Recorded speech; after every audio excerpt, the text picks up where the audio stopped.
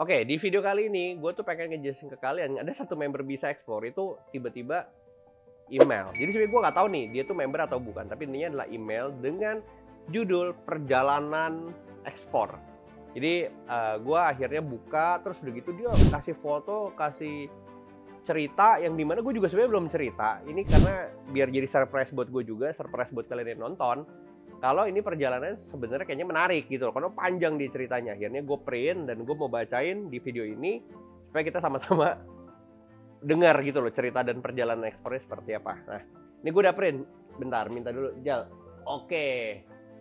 Ini gue print dan ini lumayan tebel karena ada foto-fotonya. Nanti foto-fotonya gue kasih di footage ya, karena kalau di printan kayak gini, kalau di printan kayak gini ya kurang nih ya. Tuh, ini kan kurang karena ngeblur. Tapi intinya gue mau gue mau bacain ke kalian perjalanan si member ini.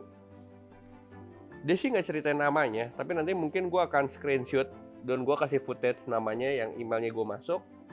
Tapi yang kali ini gue bacain dulu, dia judulnya adalah Perjalanan Ekspor PT Taipan Agro Mulia. Jadi intinya nih si member udah punya PT. Gue bacain ya. Tahun 2022, akhir daftar Bisa Ekspor dan mengikuti seluruh edukasi sesuai stepnya. Awal mula saya memilih produk bungkil sawit. Jadi bungkil sawit itu di sini dalam kurung palm kernel expeller. Karena saya melihat komoditas sawit termasuk unggulan di Indonesia. Betul. Dengan pertimbangan biaya yang terbatas, saya melihat bahwa opsi bungkil sawit adalah turunan yang termurah dari sawit. Langkah pertama, saya mencari buyer melalui trade map, go forward, dan sosial media seperti Facebook. Betul, itu yang salah satu yang diajarin di Bisa Ekspor. Akan tetapi tidak ada hasil, sedangkan pengeluaran perusahaan dalam hal karyawan dan biaya sewa gedung terus berjalan. Dia bilang, wah udah ada pengeluaran perusahaan dan biaya sewa gedung. Nah ini gue nggak ngerti ya apa yang dilakukan ya sampai akhirnya udah keluar biaya dulu. Harusnya sih enggak, harusnya. Sampai pada suatu waktu saya bertemu dengan salah satu trader dari Malaysia yang memesan 2 kontainer kepada saya. Karena terlalu excited, saya menerima pesanan itu tanpa pikir panjang. Saya langsung memesan barang dan keperluan untuk ekspor. Namun di tengah perjalanan ternyata banyak hal yang tidak saya persiapkan secara matang. Intinya karena excited, wah udahlah order aja dulu ke supplier. Terkait cara menghitung dan pembayaran pajak, ini juga dia nggak tahu. Mengingat produk yang saya kirim dikenakan pajak pungutan sawit dan biaya keluar yang cukup tinggi, yaitu $35 per ton. Nah, buat teman-teman, gue jelasin dulu, karena di sini adalah industrinya adalah sawit, dan sawit adalah produk yang menghasilkan devisa Indonesia paling besar, mau nggak mau itu dipajakin. Supaya apa? Supaya pemain-pemain sawit ketika ekspor, pemerintah atau negara masih mendapatkan income-nya. Jadi itu cuma di sawit, tapi di industri lain atau di produk-produk lain yang tidak seseksi sawit itu nggak masalah sebenarnya. Jadi kan nggak usah takut, ini terjadinya di sawit aja. $35 ya per tonnya. Jadi dia nggak ngitung ada variasi harga itu. Terlebih lagi harga komoditas yang sedang naik dan komisi yang saya harus bayarkan kepada trader. Tetapi karena visi saya ke depannya, saya tetap melaksanakan tanggung jawab saya dengan baik dan berharap bisa belajar dari kesalahan. Dari kesalahan itulah saya bisa berkembang pesat dan sampai ada di titik ini. Nah, dia belum jelasin kesalahannya di mana ya, tapi gue bacain terus dulu ya. Kesalahan ini itu karena perhitungan saya yang kurang maksimal. Jadi ketidaktahuan saya tentang pajak itu $35 per ton. Itu dia sampai harus kurang lebih keluar 23,8 juta. Itu kerugiannya. Gue nggak ngerti, kalau dibagi aja tuh tinggal 23 juta dibagi $35 berapa ton. Ketidaktahuan tentang THC. THC itu adalah terminal handling cost, dan itu ya memang harus dibayarkan melalui forwarder, itu biayanya 2,9 juta. Kenaikan harga bahan. Jadi artinya mungkin dia juga nggak tahu kalau misalnya barang sawit itu karena itu adalah komoditas seksi, akhirnya ada harga indeksnya yang membuat harga itu volatile. Jadi pagi ke sore aja mungkin udah bisa beda, atau dari hari Senin ke hari Rabu aja udah beda harga. Nah itu jadi dia ada kerugian kenaikan harga bahan. Kebetulan waktu dia beli, pas dia datang uangnya dia bayar, mungkin harganya naik, jadi kerugian 8,8 juta. Fee trader atau komisi trader orang Malaysia tadi dia bilang, itu lupa dia masukin ke perhitungan itu senilai $5 per metric ton. Tapi in total dia lupa masukin 3,4 juta. Nah gue lanjut ceritanya. Dan setelah pesanan itu selesai, saya pun pergi ke Jakarta mencoba bertemu Ko Julio agar belajar mengenai ekspor lebih lanjut. Tapi karena DM yang tidak mungkin terbaca, maka hal itu tidak terlaksana. Tapi perjalanan saya karena nggak mau sia-sia, saya mencoba relasi agen kapal dan trader yang ada di Jakarta untuk bertemu dan bertukar pikiran. Oh, maaf ya nih ya, kalau lewat DM sih emang suka ketumpuk-tumpuk.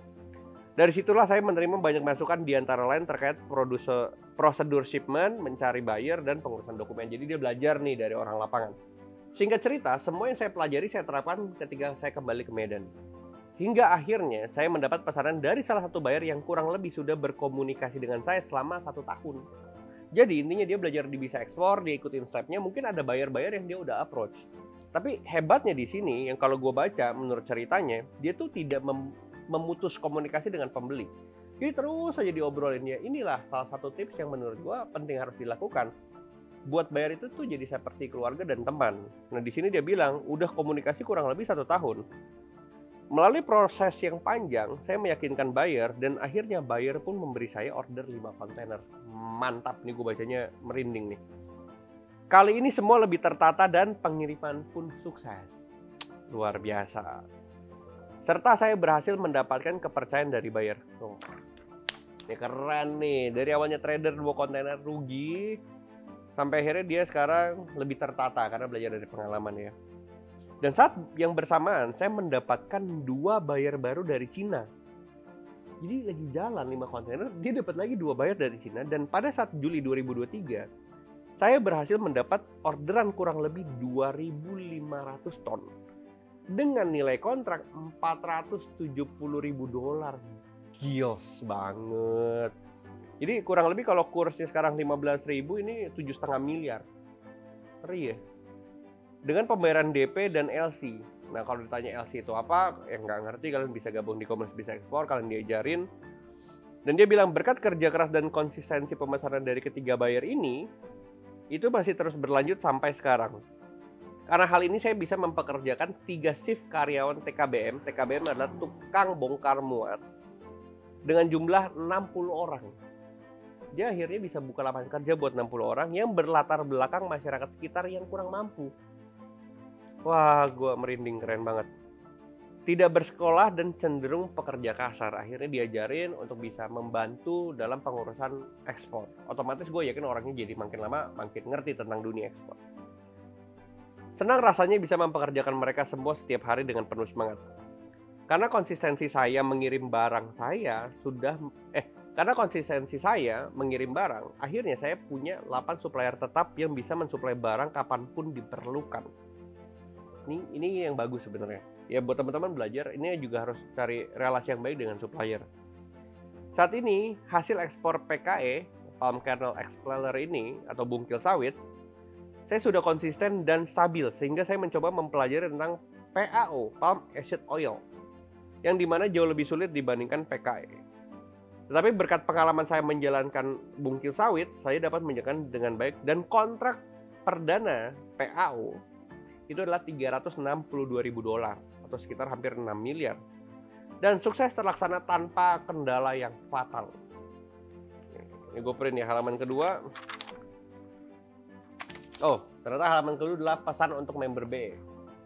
Jangan takut memulai, jangan takut rugi. Ini pesannya ya. Evaluasi, improvisasi, konsisten terus sampai berhasil. Karena tidak akan pernah ada kesuksesan jika kita tidak memulai. Masa depan yang indah ditentukan hari ini, bukan besok, apalagi lusa. Wow, ini keren banget. Ini gue lupa jujur namanya, maaf. Tapi gue akan kasih lihat namanya siapa. Dan gue akan kasih lihat foto-fotonya. Jadi di sini kalau gue lihat di belakangnya lagi, karyawan-karyawannya ada tuh. Kalian bisa lihat karyawan-karyawannya.